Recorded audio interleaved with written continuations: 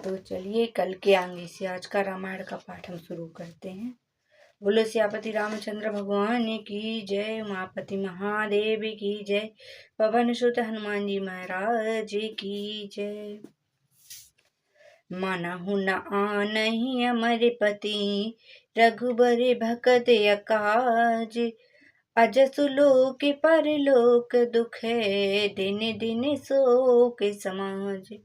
हे देवराज, रघुकुल श्रेष्ठ श्री रामचंद्र जी के भक्त का काम बिगाड़ने वाले की बात मन में भी न लाइए। ऐसा करने से लोक में अपयश और परलोक में दुख होगा और शोक का सामान दिनों दिन बढ़ता ही चला जाएगा। सुन सुरेश उपदेश हमारा, राम ही सेवक परम प्यारा। मानत सुख सेवक से बिकाई, सेवक बैर बैरु अधिकाई। हे देवराज, हमारा उपदेश सुनो। श्री रामचंद्र जी को अपना सेवक परम प्रिय है। वे अपने सेवक की सेवा से सुख मानते हैं और सेवक के साथ बैर करने से बड़ा भारी बैर मनाते हैं। यद्यपि समय नहीं रागे न रोसु, गगहि न पाप पुण्य गुण दोषु। करम प्रधान विश्व करि राखा, जो जस करहि तो तस फलु चाखा। यद्यपि वे सम हैं, उनमें न राग है न रोष है और न वे किसी का पाप पुण्य और गुण दोष ही ग्रहण करते हैं। उन्होंने विश्व में कर्म को ही प्रधान रखा है। जो जैसा करता है वह वैसा ही फल भोगता है। तथापि करहि समय विषम बिहारा, भगत अभगत हृदय अनुसारा। अगुण अलोप असान अनेक रस, राम और सगुण भय भगत प्रेम बस। तथापि वे भक्त और भक्त के हृदय के अनुसार सम और विषम व्यवहार करते हैं। भक्तों को प्रेम से गले लगा लेते हैं और अभक्त को मारकर ताड़ देते हैं। राम सदा सेवक रुचि राखी, वेद पुराण साधु सुर सासी। अस जिय जानि तजहु कुटिलाई, करहु भरत पद प्रीति सुहाई। श्री राम जी सदा अपने सेवकों को भक्तों की रुचि रखते आए हैं। वेद पुराण साधु और देवता इसके साक्षी हैं। ऐसा हृदय में जानकर कुटिलता छोड़ दो और भरत जी के चरणों में सुंदर प्रीति करो। राम भगत परहित निरत, पर दुख दुखी दयाल। भगत शिरोमणि हरत ते, जनि डर पाहु सुरपाल। देवराजेंद्र, श्री रामचंद्र जी के भक्त सदा दूसरों के हित में लगे रहते हैं। वे दूसरों के दुखों से दुखी और दयालु होते हैं। फिर भरत जी तो भक्तों के शिरोमणि हैं, उनसे बिल्कुल ना डरें। सत्य संध प्रभु सुर हितकारी, भरत राम आय से अनुसारी। स्वार्थ विवश विकल तुम्हें हो, भरत दोष नहीं राउर मोह। प्रभु श्री रामचंद्र जी सत्य प्रतिज्ञा और देवताओं का हित करने वाले हैं और भरत जी श्री रामचंद्र जी के आज्ञा के अनुसार चलने वाले हैं। तुम व्यर्थ ही स्वार्थ के विषय बस होकर व्याकुल हो रहे हो। इसमें भरत जी का कोई दोष नहीं है, तुम्हारा ही मोह है। सुनि सुरे बरे सुरे गुरु बरे बानी, भापिर मोद मन मिटी गलानी। बरसी बिरसून हरसि सुर राऊ, लगे सराहन भरत सुभाऊ। देवगुरु बृहस्पति जी की श्रेष्ठ वाणी सुनकर इंद्र के मन में बड़ा आनंद हुआ और उनकी चिंता मिट गई। तब हर्षित होकर देवराज इंद्र फूल वर्षा कर भरत जी के स्वभाव की सराहना करने लगे। एहि विधि भरत चले मग्गे जाहि, दशा देख मुनि सिद्ध सिहाहि। जब ही राम कहि लेहि सासा, उमे गत प्रेम मना चौपासा। भरत, इस प्रकार भरत जी मार्ग में चले जा रहे हैं। उनकी प्रेममयी दशा देखकर मुनि और सिद्ध लोग भी सिहाते हैं। भरत जी जब ही राम कहकर लंबी सांस लेते हैं, तभी मानो चारों ओर प्रेम उमड़ पड़ता है। दिरबहि बचन सुने कुलिसि पसाना, पुण्य जन प्रेम न जाई बखाना। बीच बास कर जन नहीं आए, निखर नीर लोचन जल छाए। उनके प्रेम और दीनता से पूर्ण वचनों को सुनकर वज्र और पत्थर भी पिघल जाते हैं। अयोध्या वासियों का तो प्रेम कहते नहीं बनता। बीच में निवास मुकाम करके भरत जी यमुना जी के तट पर आए। यमुना जी का जल देखकर उनके नेत्रों में जल भर आया। रघुबर बरन बिलो की बरें, बारि समेत समाज।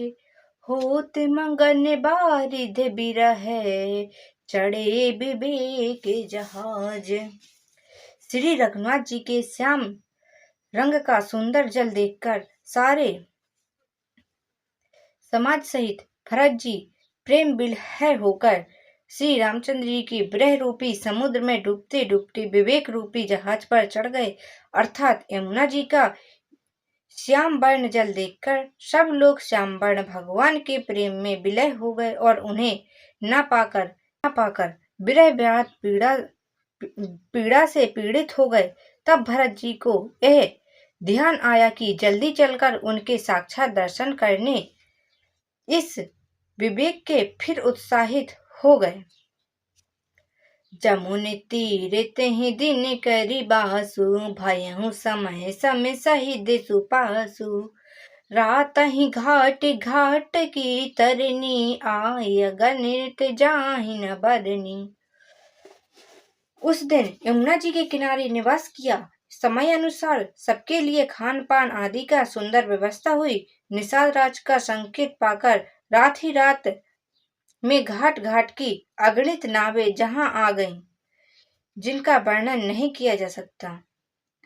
प्रात पार बहे कहीं खेबा, तो से राम सखा की सेवा। चले नहाय नदन सिर नाई, साथ निषाद नाथ दो भाई। सवेरे एक ही खेबे में सब लोग पार हो गए और श्री रामचंद्र जी के सखा निषाद राज की इस सेवक के से संतुष्ट हुए। फिर स्नान करके और नदी को सिर नवाकर निषाद राज के साथ दोनों भाई चले। आगे मुनि बर बाहन पीछे, राज समाज जाई सब पाछे।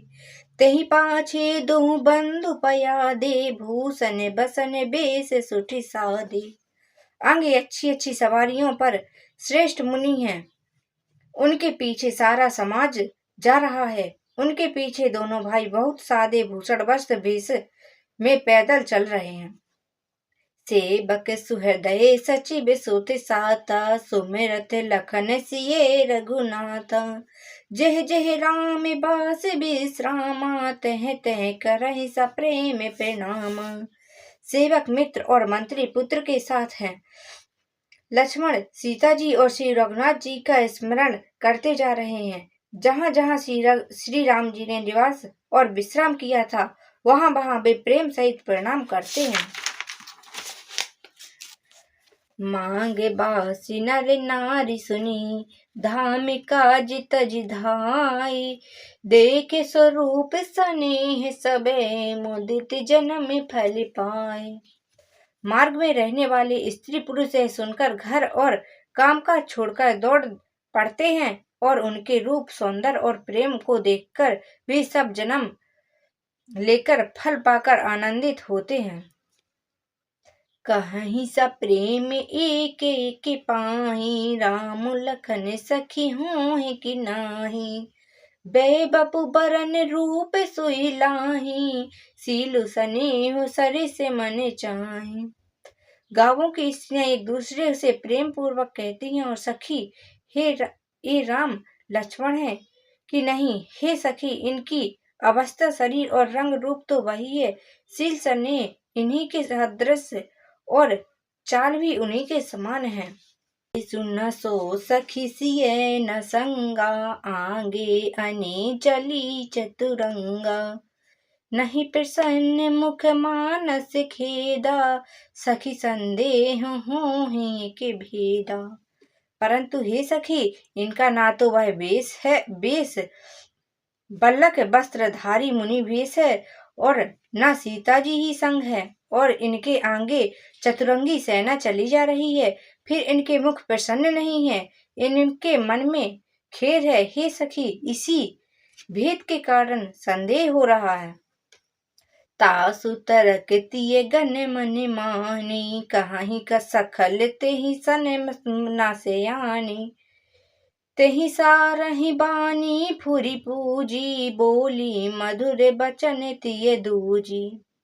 उनका तर्क अन्य स्त्रियों के मन भाया। सब कहती हैं इनके समान सयानी चतुर कोई नहीं है। उसकी सराहना करने और तेरी वाणी सत्य है। इस प्रकार उसका सम्मान करके दूसरी स्त्री मीठे वचन बोली।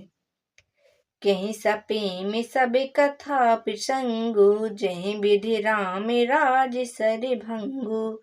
भरतहि बहुरि सराहन लागी, सील स्नेह सुभाए सुभागी। श्री राम जी के राज तिलक का आनंद जिस प्रकार से भंग हुआ था, वह सब कथा प्रसंग प्रेम पूर्वक कहकर फिर वह भाग्यवती स्त्री श्री राम भरत जी के शील स्नेह और स्वभाव की सराहना करने लगी। चलते पाए देखते फले, पिता दीन तजिराजु। जाते मनावन रघुबरहि, भरत सरि से को आजू। बोलो सियापति रामचंद्र भगवान की जय। उमापति महादेव की जय। पवन सुत हनुमान जी महाराज की जय। आज की कथा यहीं पर विश्राम होती है। इसके आगे की कथा कल होगी। आज की कथा यहीं पर विश्राम होती है। इसके आगे की कथा कल होगी।